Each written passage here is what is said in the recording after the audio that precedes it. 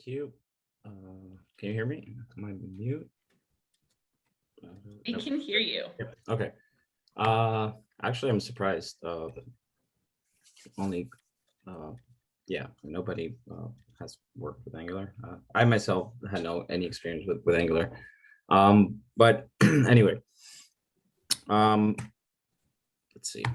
So, slide. First of all, React versus Angular. This is not that kind of talk. There are tons of valid arguments you can make about why one is better than the other, or why they're the same, or not the same, but they're equally as good. And you would do pretty good picking either of them. So yeah, this is not that kind of talk. What I'm going to be talking today about is integrating Angular React components into an Angular application. That being said, here are a few points for why you would argue comparison points on Angular versus React. React is not a framework; it's a library for building UI user interfaces. Meanwhile, Angular is a full MVC TypeScript framework. In general, Angular has a steeper learning curve. This is because since it's a full stack, what they call a battery included framework, it could maybe take you longer to grasp all of the concepts and patterns that Angular uses. Meanwhile, React is very lean and simple, and you can pretty much learn most of the API pretty quickly. React favors a compositional model rather than an inheritance one. In the Angular side, you might see a lot of like inheritance and modules that you modular pattern. Meanwhile, in React, when you create components, you can wrap them around each other and use more composition. The next point, it's although it might vary depending on your geographical location or the type of company that you work for or the type of project you're building, React tends to be more popular for smaller projects, MVPs, micro front ends. That being said, you can definitely build full-blown large-scale applications with React.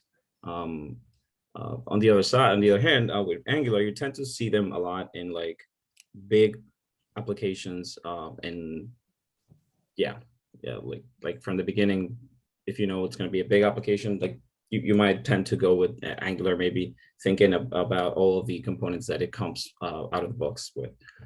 React is being taught. It's very popular in boot camps. I personally haven't heard of any bootcamp that teaches Angular. Most of them, I see them teaching React. So yeah, that might favor it in terms of popularity. Also, that being said, here are a couple of trends. When you look into Google Trends, you can see that I don't have here in the past 5 years, this is the trend for React. So it's been going up and then flattening a bit and maybe now going a little bit down. Meanwhile, for AngularJS, the trend, it's down to fairly stable. If you look into Stack Overflow for the terms Angular, AngularJS, and React.js, you can see that the green one, React, it's just on a upwards trajectory. So you could argue that maybe because Angular is all full MVC framework, that it's good enough for you to get your answers by just going to the documentation. Meanwhile, with React, you have to like ask, since you're more free to do things in different ways. You have to ask more questions or search more on the web. That could be a good argument. These two images at the bottom, this is on GitHub. If you search for the topic React and the topic Angular, there are 144,000 public repositories on React. Meanwhile, there's only 31 public repositories on Angular. So yeah, just to put some perspective on the topic. So the topic of the talk is embedding React components into an Angular application. So the main question is, why would you want to do this? And here are a couple points. it might be easier to find React developers than Angular developers. I don't have like hard data to base this claim on, but like I mentioned before, a lot of boot camps are teaching React, so it might be, and since it's so popular and easy to learn, it might be easier to find React developers than Angular developers, which could possibly translate into cheaper labor costs. So because of that, you might want to decide to use React, or if you already have a big Angular application, you might want to, start transitioning by creating new features and components in React. The trend of these frameworks in terms of Stack Overflow questions or GitHub community shows that React is in upward trends versus Angular in a stable, if not downward trend. As I mentioned before, because of the learning curve, you might want to start using React to build some new feature in your code base fast. The next point I have here, if you're already built Angular application, if your code base is a little old or outdated, and maybe it's a couple versions old, and for you to, let's say, add new features, you might have to update a couple consecutive versions. That might take some time, some effort. So you might not want to do that for now, but you still want to develop some new features. This might be an approach that you might take. Just create new features using React. Another reason could be maybe you're planning on migrating to React in the future from an already existing Angular application.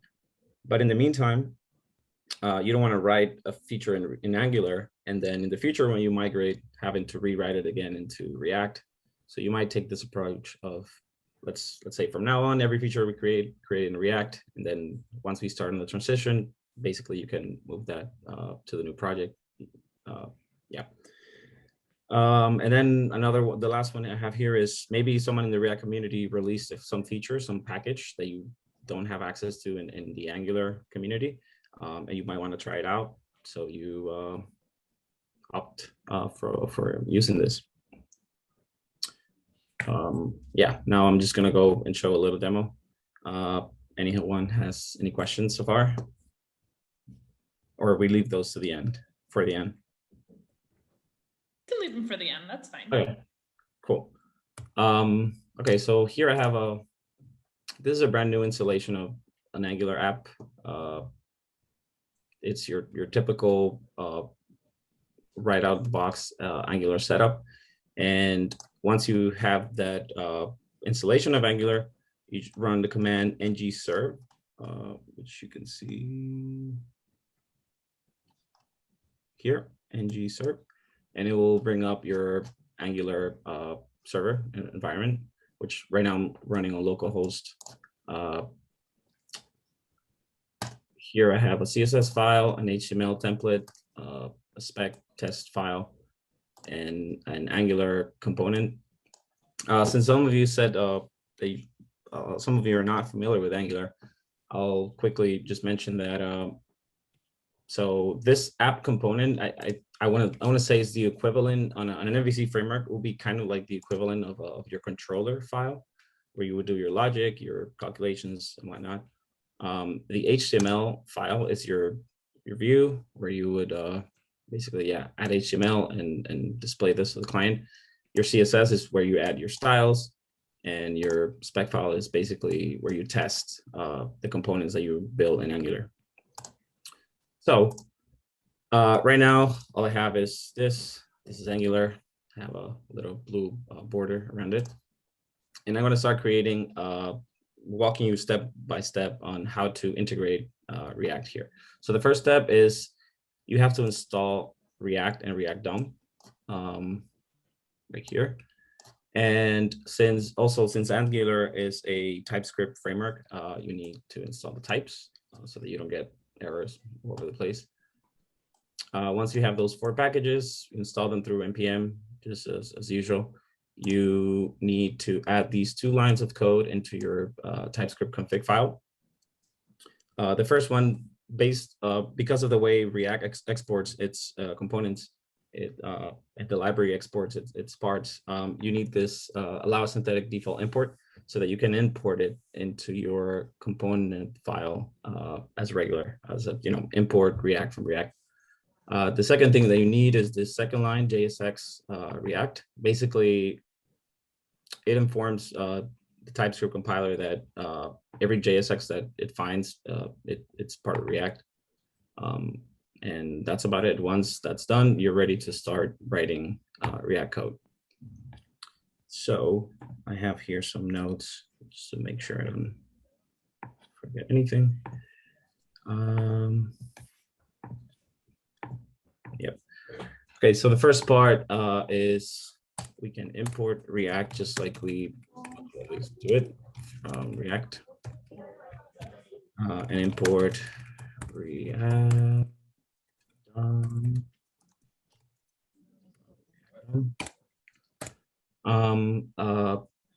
The next thing is I need to, this is something I myself haven't figured out, but it's a small issue that I found, is that although you're importing React to your component, it doesn't get globally attached to your scope, to your window. So you have to manually say window.react equals React.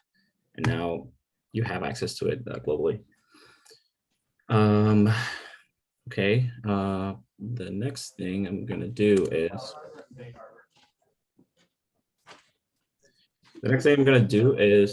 use one of the Angular hooks, and this one is ng after view init. And what this is gonna do is, after Angular is done, after the view is initialized, I want to run a function, and I'm going to call it this.render. And this is the function I'm going to use to basically start the React engine. So I'm going to call it this.render. It's going to be a private function. And inside of it, I'm just going to use the React DOM library, React DOM render. And for those of you that have used React, this is very familiar. This is literally what you have at the root of every React app. You have that app root component. So we're doing basically the same thing here. React DOM render, and what it takes is two parameters. The first parameter is the element that you want to render, and then the second one is the location, the HTML element where you want to mount this element on. So for that, I'm gonna leave it like that for now. I'm gonna, just for simplicity's sake, I'm gonna use the same file. Oh, one thing I forgot to mention is, if you notice, I changed the right out of the box, this file, TypeScript creates it, Angular creates it as a TypeScript file. You have to change the extension to TSX so that your React syntax works within this file. Otherwise, you're going to get errors. So I'm going to reuse this same file, and I'm going to copy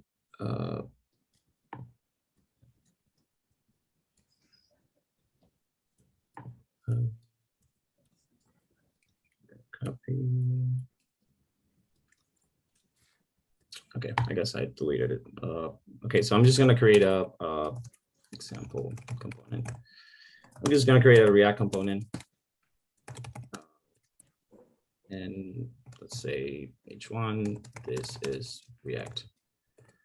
Okay, now what I'm going to do is I'm going to use this React component.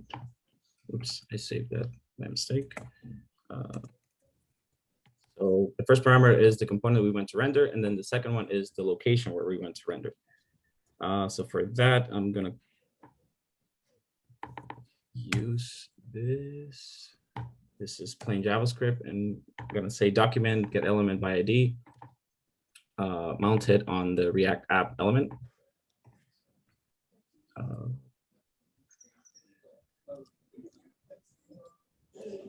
React DOM. Okay.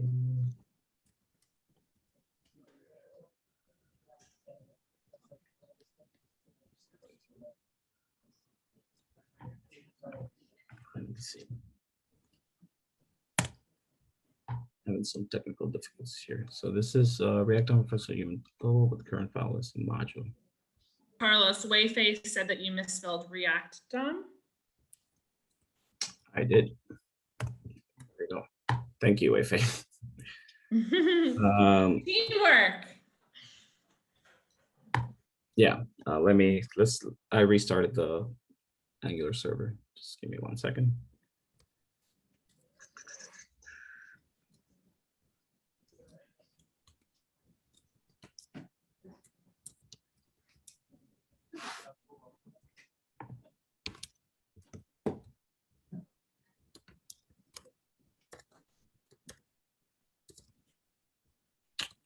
Okay. Right, so this is Angular. We're back online. Okay, so the one thing I'm missing right now, the reason you're not seeing anything is because I don't have any element with that ID in the template. So I am going to add that. Remember, we called it ID of React app. So I'm just going to add that here on the Angular template, save it. It will refresh. And now we're seeing React. So this is Angular. And everything you see within this red box is React. With that, basically, we achieved the goal of the talk. But I'm going to add a few more things so that you can see more interactions that we can have. One thing we can do is in the Angular app, let's say we add a counter. Here's a counter variable, it's a number. We started at 100. Once we do that, we have access to, I can see this. We can come here in the Angular template and basically use it. And I'm gonna do it as an H4.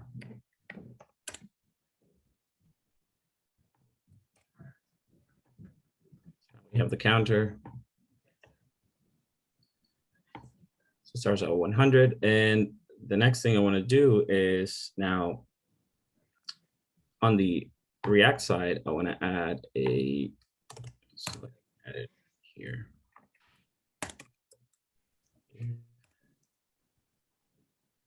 Add a button here.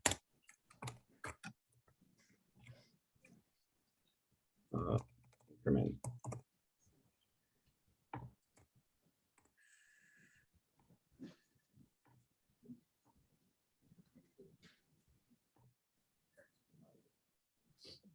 I'm having a typo somewhere. Oh, okay, so I have my button here on the React side. Let me remove this. And what I want to do is I'm going to do on click. I want to do something. Let's say handle click. So handle click doesn't exist right now, but if I define it as a prop for my React component, I can receive it if I pass it down, of course. Christian, you know what? I don't know. It's just on Zoom. Does it say she's on 16? Another function here. Let's call it click.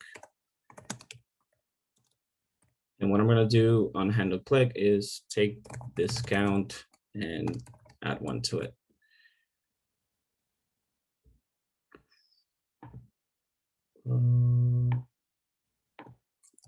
This handle click. Okay, and handle click, any type. Okay, let's do this. This doesn't let me say handle click of type. It's a function returns void. Okay, cool. So now if we click on this, we can, from the React side, basically trigger an event that gets detected and displayed on the Angular side. That's good, that works. And now I want to do the reverse, just so you can see that you can also do it in reverse. So from the Angular side, pass value that changes to the React application. And for that, I am going to basically do the same thing this time on the Angular app. Here, I'm going to add a a button that on click runs the increment React function. So we have to define that function here on the Angular side. Increment React. It's a function. Function that when run, I want to increment count 2. Say this dot count 2 plus plus. And I want to force the React application to be re-rendered again when this happens. So now I am going to also pass to the React application, let's say count this dot counter count 2. Okay. And now I just have to define that prop here. Count. And what count is a number.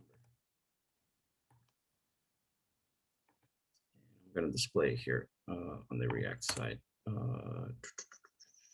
Say count. Let me do BR.